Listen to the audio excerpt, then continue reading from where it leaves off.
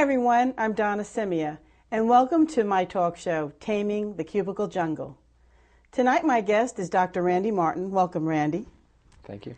Randy is a psychologist and also an account executive at FEI Behavioral Health. So again, welcome. Thanks. Tonight's topic is on managing workplace stress in troubled times. My last show we talked a little bit about financial anxiety and how it impacts us both personally and professionally.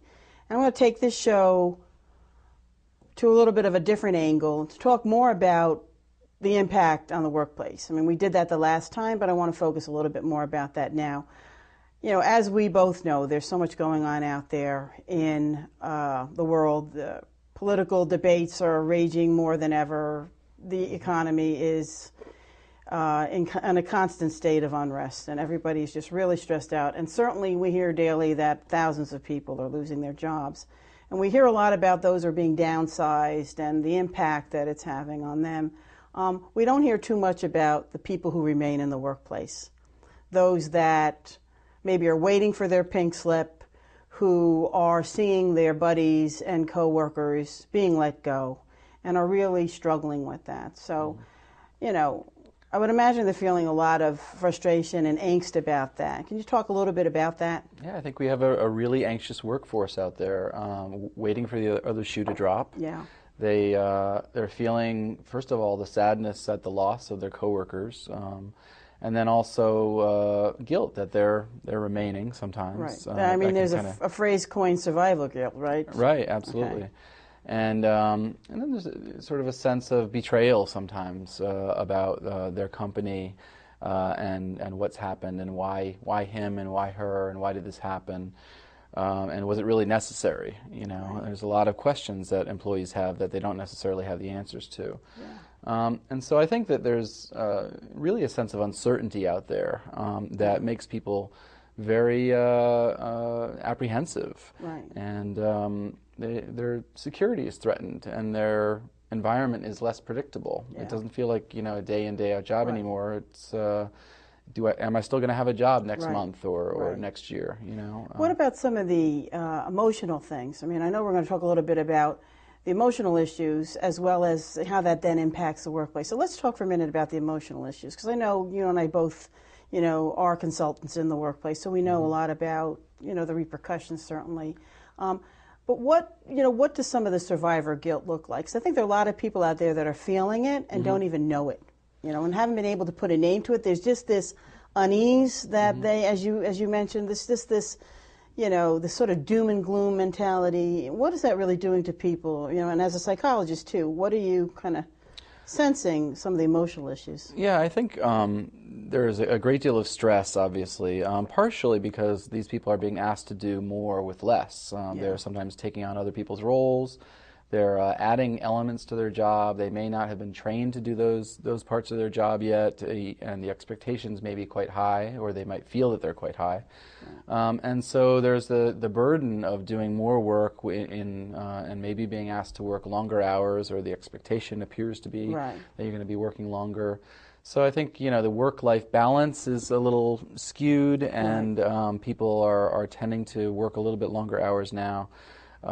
They also feel overwhelmed, and when that happens, I think it's sort of like that old TV commercial of the car with the oil that went dry, where everything kind of locks up and you become kind of paralyzed. Yeah, sort of numb. I think a lot of people feel numb. Just I think that's true too. You know, they kind of almost tune out. You know. Right. There's the numbness, there's feeling paralyzed, just feeling sort of stuck. And also you don't feel like you have as many choices maybe as you did before in this market, whereas people before might think, well, I'll leave this place and I'll go somewhere else. Well, there's less options out there at this time. That's a reality. So they may be sort of pinned down to this job for a while, and they have to, you know, sort of tuck in and be in it for the long haul, and that can be tough.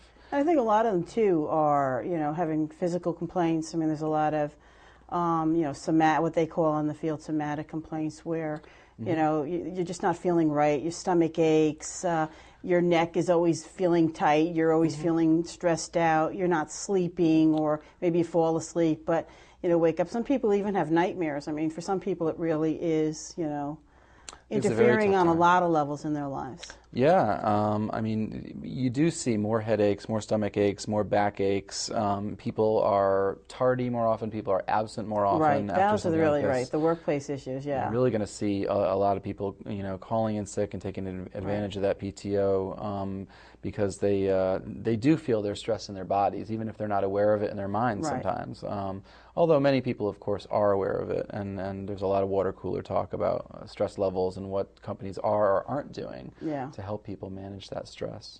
Yeah, I think that's a good segue into what I wanted to, bring up with you next, is that, certainly both of us know as being workplace consultants that the way that companies handle these downsizing, the way they communicate what's going on to employees, and the way they then handle the downsizing is really paramount to the reaction that these employees have.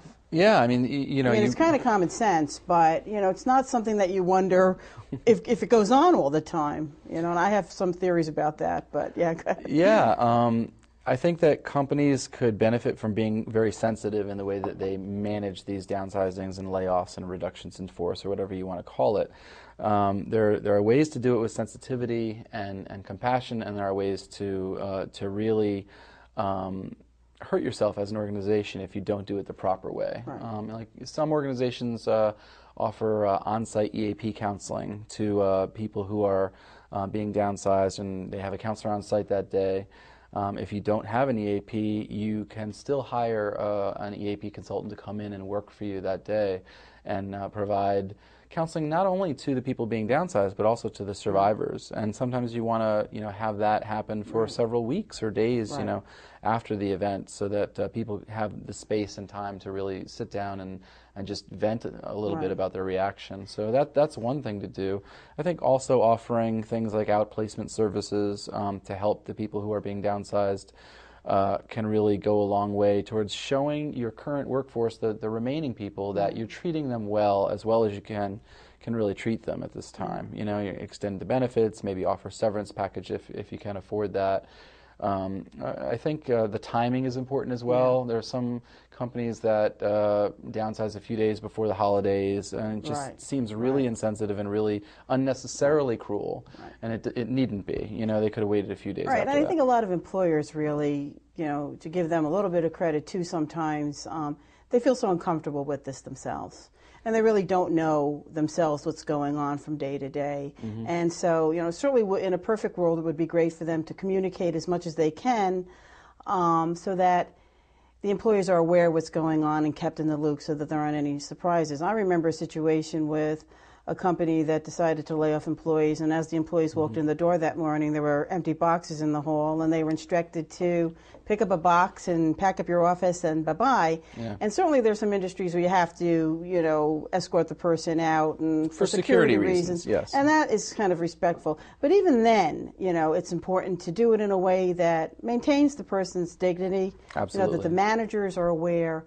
And I think you make a good point about providing some kind of, outplacement service if you can. I know I do a lot of workshops on downsizing for companies that maybe can't afford the outplacement services but just want to provide one workshop to give some people some tools so that they leave on a more positive note. Because I think it's really important too that people leave, there are a lot on the internet today. There are all these websites where people talk about their companies sort of blatantly, and it's a sort of PR issue, as well as just showing goodwill. Right, and the better you handle something like this, a major transition within your organization, the more your remaining workforce is going to appreciate it, and that's important going forward because downturns happen, but then upturns happen, and sometimes people come back to organizations, or they want to attract key talent, and the way to do that is to have a good reputation in their industry. Right.